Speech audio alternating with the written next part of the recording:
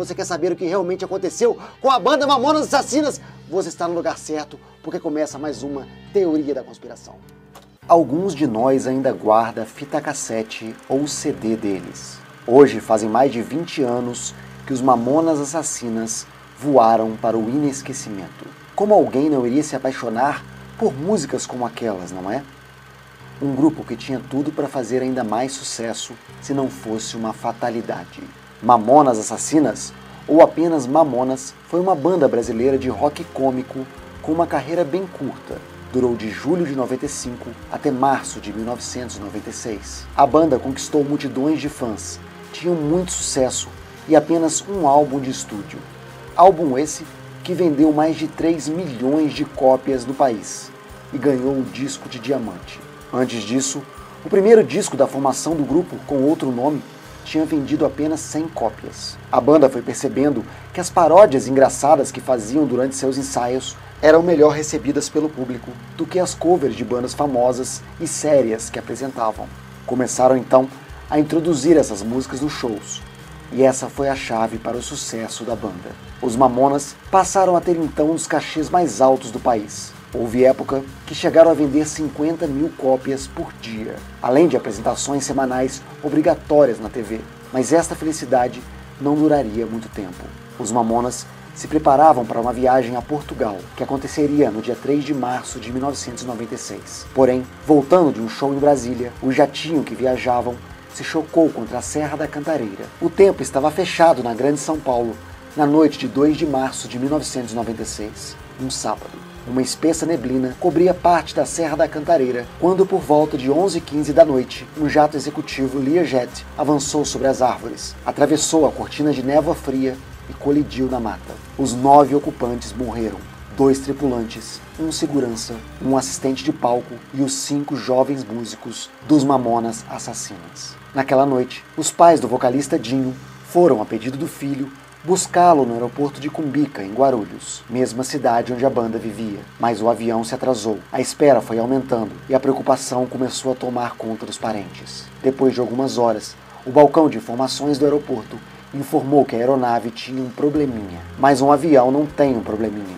Ou ele tem um problema, ou ele não tem. Depois, um funcionário veio com a informação mais temida. O avião havia se perdido. Uma operação equivocada do piloto é a versão do Departamento de Aviação Civil para explicar o acidente com o jatinho que causou a morte dos 5 integrantes do grupo. A decolagem ocorreu sem anormalidades. Na descida, a aeronave apresentou tendência de deriva à esquerda, fora dos parâmetros de uma aproximação estabilizada. A 10 km do aeroporto de Cumbica, em Guarulhos, o piloto repetia, a pedido da torre de controle, o procedimento de aterrissagem. Sem estabilizar na aproximação final, a aeronave prosseguiu desviando lateralmente para a esquerda da pista, tendo a aeronave informado que estava sem condições visuais e em curva pela esquerda. Após alguns chamados da torre, a aeronave respondeu e foi orientada a retornar ao contato para a coordenação de seu tráfego. No entanto, em vez de fazer a curva à direita, o avião virou para a esquerda. Em consequência do impacto, a aeronave foi destruída e todos os ocupantes faleceram no local. A morte trágica de seus 5 integrantes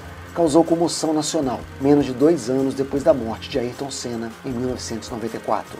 Dias após o ocorrido, houve um minuto de silêncio no Maracanã, antes do jogo entre Flamengo e Botafogo. O enterro aconteceu no dia 4 de março e foi acompanhado por mais de 65 mil fãs. Apesar de toda a comoção nacional pela tragédia inesperada, muitos indícios estranhos e perturbadores aconteceram nos dias que antecederam o acidente. O primeiro deles foi o pressentimento do tecladista Júlio Hazek, que confessou ao seu cabeleireiro que sonhou com a queda do avião.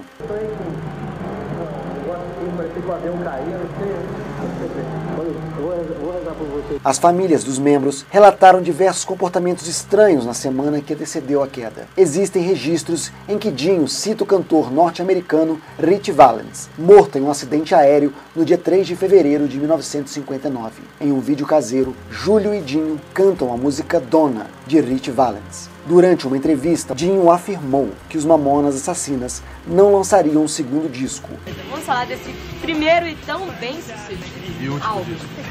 E ao lembrar que viajariam de avião, comentou mais uma vez sobre o filme La Bamba. A gente vai agora tocar No interior a gente vai de monomotor. Não, eu quero falar sério, João. Esse álbum foi mixado. Conta-se que em algumas oportunidades o vocalista chegou a assumir o lugar do piloto durante as viagens do grupo. As brincadeiras com um possível acidente eram constantes e diversas piadas mórbidas foram registradas. O triste fim dos Mamonas Assassinas estava escrito nas páginas do jornal Folha da Tarde de 25 de dezembro de 1995.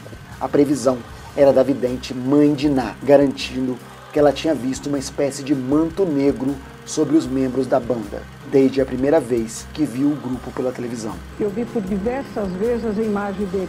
Eu não cheguei a conhecer eles pessoalmente, então eu tentei dar um alerta em jornal e até mesmo em televisão, mas ninguém me ouviu. Então foi esse acidente grave e uma perca muito grande para nós brasileiros. Outro fato estranho também ocorreu com o baterista do grupo, Sérgio Reoli, que em uma conversa pelo telefone com a sua namorada Cláudia, entrou numa crise de choro sem motivo aparente. Ele dizia que isso havia acontecido várias vezes durante a semana do acidente.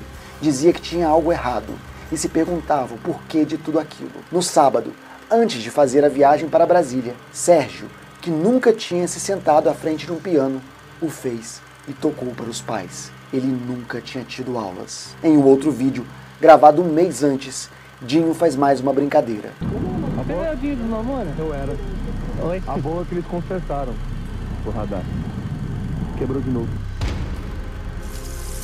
A verdade é que algo ou alguém parecia querer impedir a continuidade do sucesso dos Mamonas Assassinas. Pessoas poderosas que controlam as massas, nos dizendo que devemos gostar ou não. Estariam os Mamonas sofrendo ameaças de morte? Isso teria causado comportamentos estranhos e os pensamentos mórbidos de seus integrantes?